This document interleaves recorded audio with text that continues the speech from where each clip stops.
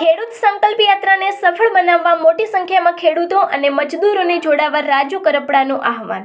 છેલ્લા 40 વર્ષમાં ક્યારેય ન જોઈ એવી બિન રાજકીય ખેડૂત યાત્રા સૌરાષ્ટ્રના તમામ જિલ્લામાંથી પસાર થશે। રાજુ કરપડા મોટી સંખ્યામાં ખેડૂતો યાત્રા અને સભાઓમાં સામેલ થઈ ખેડૂતોની તાકાત બતાવશે।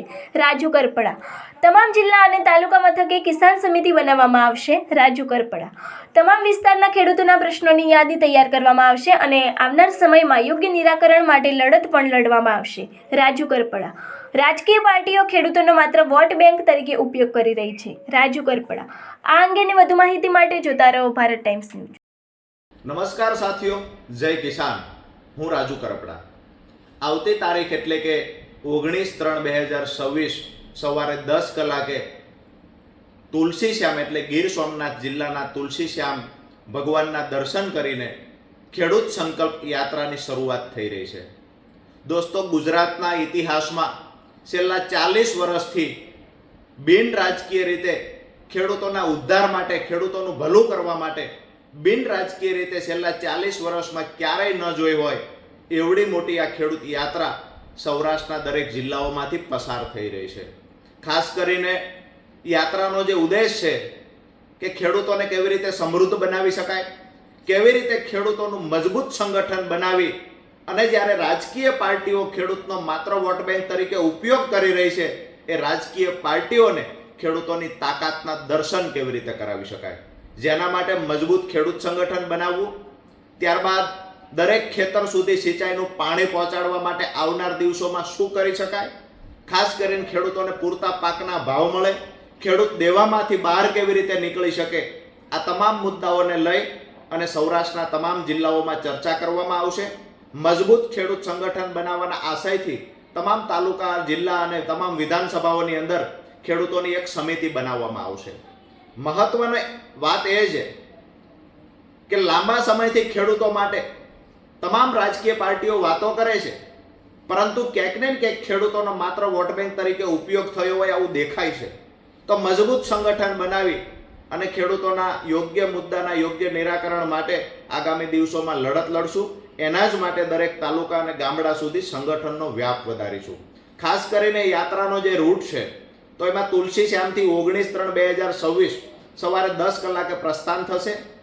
ત્યારબાદ રાત્રે સાવરકુંડલા ખેડૂત સભાનું આયોજન કરવામાં આવશે। એ જ દિવસે એટલે કે 19/3/2026 સાવરકુંડલામાં ખેડૂત સભા યોજાશે।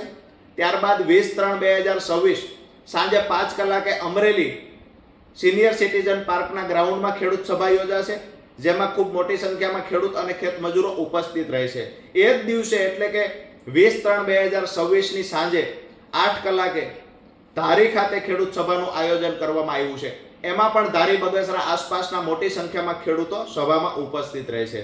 ત્યાર પછી તારીખ 21/3/2026 સાંજે એટલે કે બપોરના 3 કલાકે ખૂબ મોટી સંખ્યામાં ખેડૂત અને ખેતમજૂરો ઉપસ્થિત રહેશે અને વિસાવદર ખાતે સાયોના હોટલની બાજુમાં ખેડૂત સભાનું આયોજન કરવામાં આવશે।